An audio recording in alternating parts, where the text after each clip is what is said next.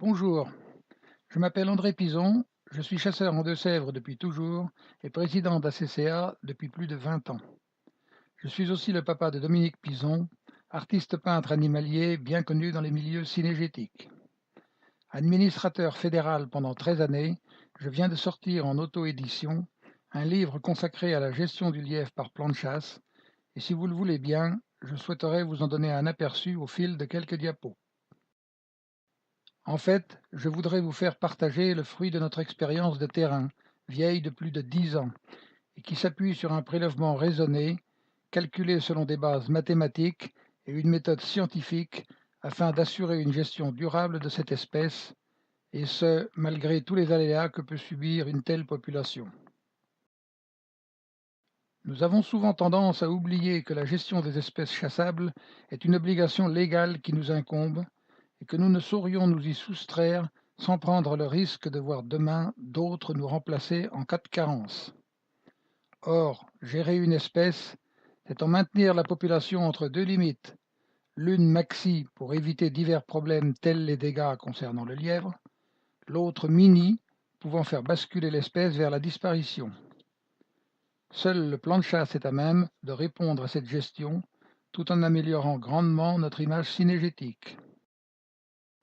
Encore faut-il que ce plan soit efficace, car l'appellation plan de chasse est très galvaudée, et on ne trouve souvent derrière ce concept qu'un vulgaire PMA générateur de bracelets, dont l'incapacité à gérer une population est notoire. Car un vrai plan doit toujours consister à déterminer le prélèvement maxi possible sur un territoire en fonction des données spécifiques de celui-ci. La première démarche consistera donc à connaître parfaitement son territoire en remettant à jour les états surfaciques parfois délaissés depuis des décennies, en le découpant en zones pour y voir encore plus clair dans la répartition des populations, en calculant l'indice de visibilité du parcours de comptage qui caractérise le biotope global, et enfin en déterminant la densité de départ aux 100 hectares, variable incontournable de tout plan de chasse. Examinons ces points en détail. En tant qu'état surfacique, on vérifiera d'abord les surfaces réelles, soit grâce au cadastre, soit par quadrillage, en partant de la commune pour les ACCA, tenons compte des surfaces à moins de 150 mètres des habitations, des chasses gardées, des terrains en non-chasse et des éventuelles emprises du voisinage ou extensions sur celui-ci. Puis on s'intéressera à la surface des bois, hors 150 mètres, ce qui nous conduira à mettre à jour la surface hors bois de la CCA, élément géographique de base pour le plan, étant admis que les lièvres sont sortis des bois la nuit lors du comptage. Enfin, on vérifiera une à une la surface des réserves hors bois et hors 150 mètres des maisons. Le zonage, outre la précision apportée sur la répartition des populations, a pour principal objet de s'assurer que le parcours de comptage visite bien le territoire de façon homogène. Ce point est très important et souvent négligé, ce qui entraîne des erreurs d'appréciation des densités estimées suite aux IKA relevés souvent erronés. Elles sont aussi un moyen d'orienter les prélèvements vers les plus peuplés et inversement de fermer l'une d'elles en cas d'une trop grande raréfaction de l'espèce. De 1 à 4 zones aux frontières naturelles seront ainsi définies.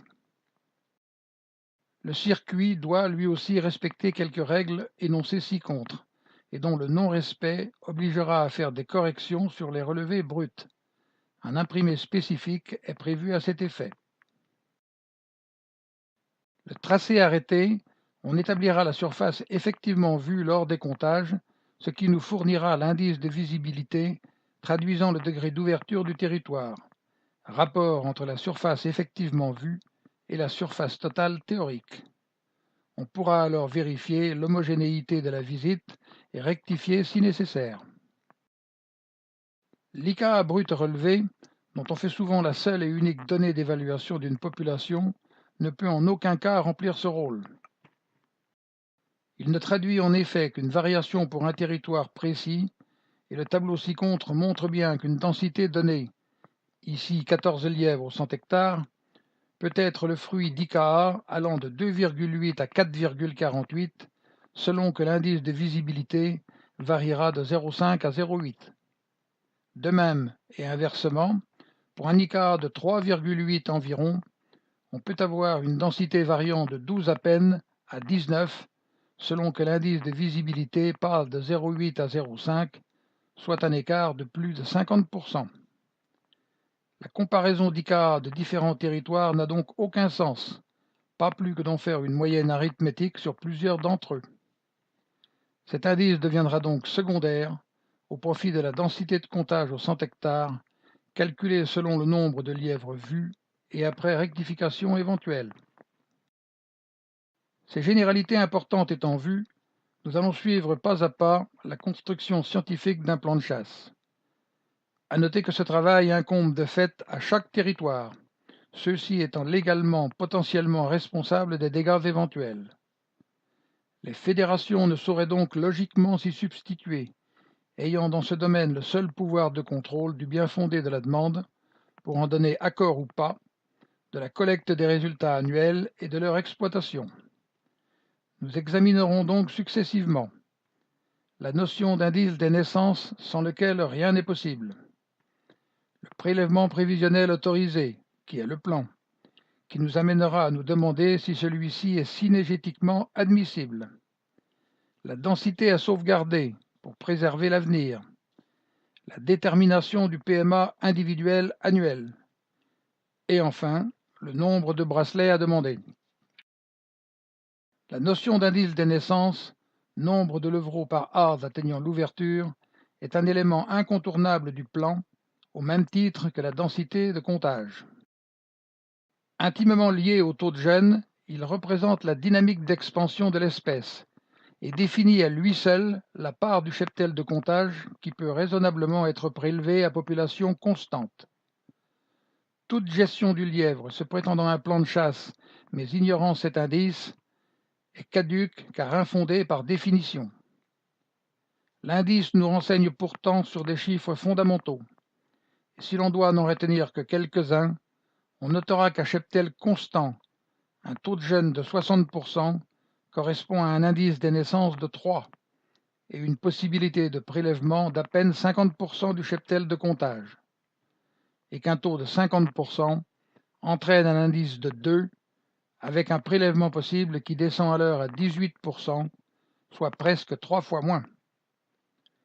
Enfin, pour un taux de gène de 40%, la population n'augmente plus, y compris sans chasse, la mortalité moyenne courante annulant alors l'impact des naissances.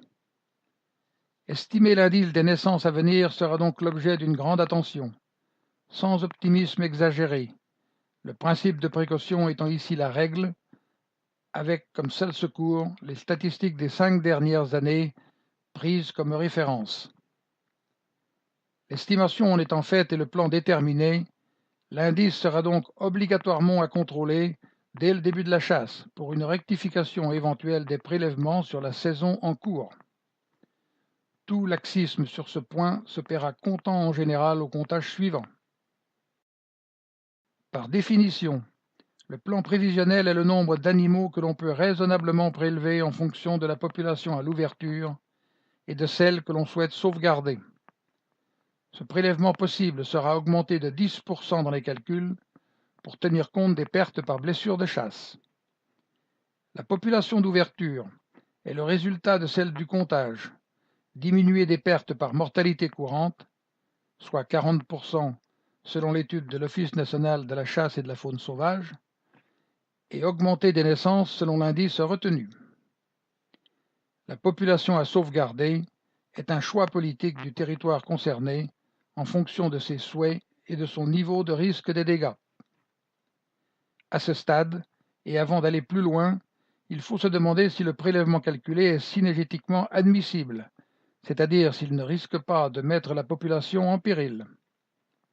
La réponse à cette interrogation est fournie par la règle ci-contre, énoncée, qui stipule que si le nombre de lièvres à prélever est inférieur à la moitié du nombre des chasseurs, on ne prélève pas, et on décide alors d'un plan de chasse zéro.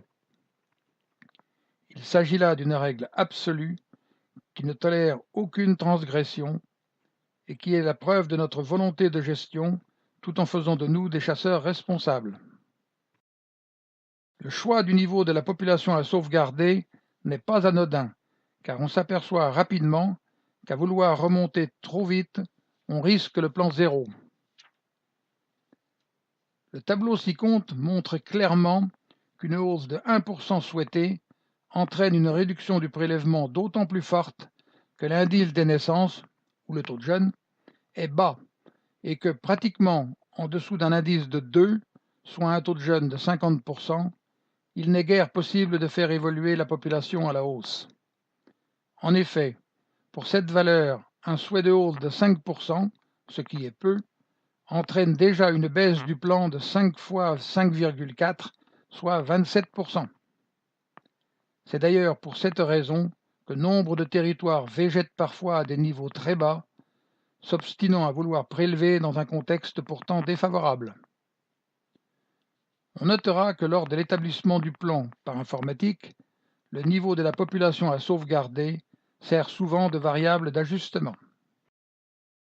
On peut résumer tout ce qui vient d'être vu par le graphique ci-contre, lequel illustre schématiquement l'évolution sur 12 mois partant de décembre d'une population de 100 lièvres que l'on souhaite garder en l'état l'année suivante. Début mars, de par la mortalité, il ne reste que 88 lièvres, lesquels ne seront plus que 65 début octobre. Entre début mars et octobre, période de reproduction majeure, en supposant un indice de 3 par ASE, on retrouve une population de jeunes de 99 levreaux, ce qui porte la population d'ouverture à 65 plus 99 égale 164. Si donc on souhaite conserver 100 lièvres au prochain comptage début décembre, il nous en faudra 9 de plus en octobre pour tenir compte de la mortalité courante des 2 mois. On voit donc que le prélèvement total possible est de 164 moins 109 égale 55 animaux et qu'en déduisant 10% pour perte par blessure, soit 5, on dispose d'un prélèvement maxi de 50 lièvres. De fait, tout se passe pratiquement comme si le cheptel de départ subissait la mortalité totale, soit 40%, et donc soit réduit à 60 au mois de décembre suivant, dont 30 ases, qui, à raison de 3 chacune, produiraient 90 petits, soit une population totale de 150. Si on souhaite en garder 100, il est clair que le prélèvement doit se limiter à 50. Nous arrivons maintenant au sujet pourtant quelque peu secondaire, mais qui généralement fait débat dans les AG qui n'utilisent pas ce plan. Je veux parler de la fixation du PMA, lequel ne concerne logiquement que les territoires chassant le lièvre individuellement. Même si cette erreur est encore trop souvent commise dans les milieux cynégétiques, un PMA seul n'a aucune vocation à gérer une espèce quantitativement, puisqu'il est impuissant à dire par avance le prélèvement global autorisé. Quand l'espèce n'est pas soumise à plan de chasse, le PMA n'a qu'une valeur d'éthique et permet le plus souvent à ceux qui les instaurent de se donner bonne conscience aux yeux de la société. Le PMA en plan de chasse n'est pas une obligation légale, mais il a valeur de justice entre chasseurs, et il permet de déterminer le nombre de bracelets maxi à demander. Dans les faits, le PMA est la conséquence directe du quota, c'est-à-dire du nombre de lièvres que chaque chasseur peut prélever selon le plan prévisionnel. Le tableau présenté donne la relation directe entre les valeurs des divers quotas et le PMA correspondant. La notation +1 signifiant que le dernier bracelet sera donné vers la mi-chasse. Sachez qu'il existe des quotas dits standards, valeur moyenne statistique des prélèvements par chasseur selon le PMA. Par exemple, pour un PMA de 3, le quota standard est de 2,06. En dehors des chasses en battu, pour lesquelles le nombre de bracelets correspond au nombre d'animaux à prélever, pour la chasse individuelle du lièvre, ce nombre est obligatoirement supérieur à celui-ci. Chaque chasseur doit, à mon avis, être porteur d'un bracelet tant qu'il n'a pas atteint son PMA et que le plan de chasse n'est pas réalisé, auquel cas la chasse de l'espèce sera alors fermée par anticipation. Le nombre maxi de bracelets est égal au produit du PMA par le nombre de chasseurs, une marge de 10% étant tolérée pour tenir compte de l'incertitude de ce dernier. Il existe toutefois un minimum, en deçà duquel chaque chasseur n'aurait plus la possibilité de prélever à l'égal des autres, et la réalisation du plan pourrait alors en pâtir. En chasse individuelle devant soi, la réalisation d'un plan de chasse ne peut se concevoir qu'avec équité, chaque sociétaire ayant des chances égales de prélèvement. Maintes fois redit, l'indice des naissances ne résultant que d'une estimation, fût-elle avec précaution, doit faire l'objet d'un contrôle au plus tôt, en début de chasse, afin d'ajuster le plan si nécessaire, au plus près de la réalité du terrain. Ce contrôle sera réalisé par la palpation d'une patte de devant de chaque lièvre prélevé, moyen simple et rapide pour y détecter l'éventuelle présence de la protubérance caractérisant un animal de l'année. Le plan ajusté sera toujours pour le territoire l'objectif à atteindre, nonobstant le plan prévisionnel et la demande de bracelet précédemment fait. Ce contrôle est à réaliser au plus tôt, 3 à 5 jours de chasse, avec toutefois un minimum de 10 pattes. La palpation des pattes, capable de déterminer avec une bonne précision si le lièvre est un jeune, né dans l'année, permettra de trouver le taux de jeunes probable existant dans la population présente. Il est donc aussi important de rapporter la patte avant du lièvre que l'on vient de prélever que le bracelet usagé, et ce, quelle que soit son appréciation personnelle sur l'âge éventuel de celui-ci. Le taux de jeune initial, de début de chasse, que l'on aura trouvé donne instantanément l'indice des naissances qui lui correspond. Si cet indice est inférieur à celui escompté, il y a lieu d'ajuster le plan de suite à la baisse. Dans le cas contraire, on suivra l'évolution du taux au fil des prélèvements en continuant la palpation. Finalement, toutes les pattes étant palpées, il s'ensuivra un taux de jeune final qui sera utilisé par l'ordinateur pour calculer le taux de mortalité réel. Si le taux initial s'avère excellent et s'il se confirme, on pourra laisser dépasser un peu le plan, modérément, car le taux de mortalité réel reste toujours une inconnue à risque. Du plan éventuellement ajusté, s'ensuivront les modifications possibles du PMA, chaque chasseur en étant immédiatement informé individuellement, par écrit ou mail. L'ensemble de ces principes a été scrupuleusement traduit en formules insérées dans un tableur Excel, dont une reproduction partielle vous est présentée ici.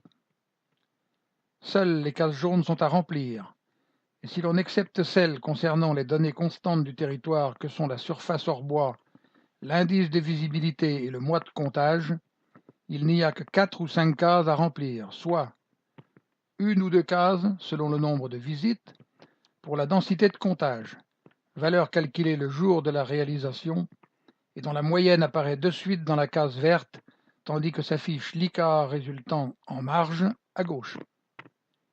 Une entrée pour le nombre de chasseurs prévus pour la saison à venir. Au paragraphe suivant, on entre l'indice des naissances espérées, qui ne saurait être très différent de la moyenne des 5 dernières années, calculé tout en bas de cette feuille, et donc invisible ici. Enfin, la densité de sauvegarde souhaitée, voisine de celle du comptage, à la hausse ou à la baisse, selon l'état de la population. Le calcul du plan est instantané, et le nombre de lièvres à prélever s'affiche dans la case verte, en même temps qu'en dessous s'inscrit le PMA. En marge s'affichent des résultats secondaires, ainsi que la fourchette mini et maxi du nombre de bracelets possibles. À noter que le nombre qui sera finalement demandé reste cependant le choix du territoire. La confection courante d'un plan annuel ne demande que quelques secondes, et du coup, elle peut être affinée à souhait. Seul un plan tel qu'exposé, capable de déterminer le prélèvement maxi possible, tenant compte de la population existante et de son évolution souhaitée, mérite le label plan de chasse. Ce plan est à maîtriser par chaque territoire, dont la responsabilité peut être engagée en matière de dégâts. Un tel plan fait honneur à la chasse et aux chasseurs, car s'inscrivant dans une gestion durable en matière de biodiversité courante. Le pack informatique de mise en œuvre de ce plan sera adressé sur demande à toute personne ayant acquis le livre correspondant. Outil apte à faire revenir de belles populations de lièvres, il fera aussi revenir des chasseurs aujourd'hui désabusés.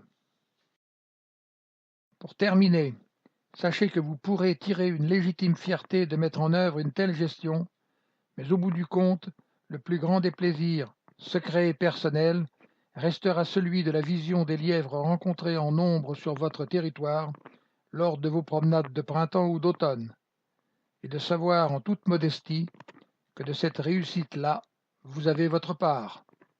Je vous souhaite donc plein de ces belles rencontres et vous remercie de votre attention en vous disant à bientôt peut-être.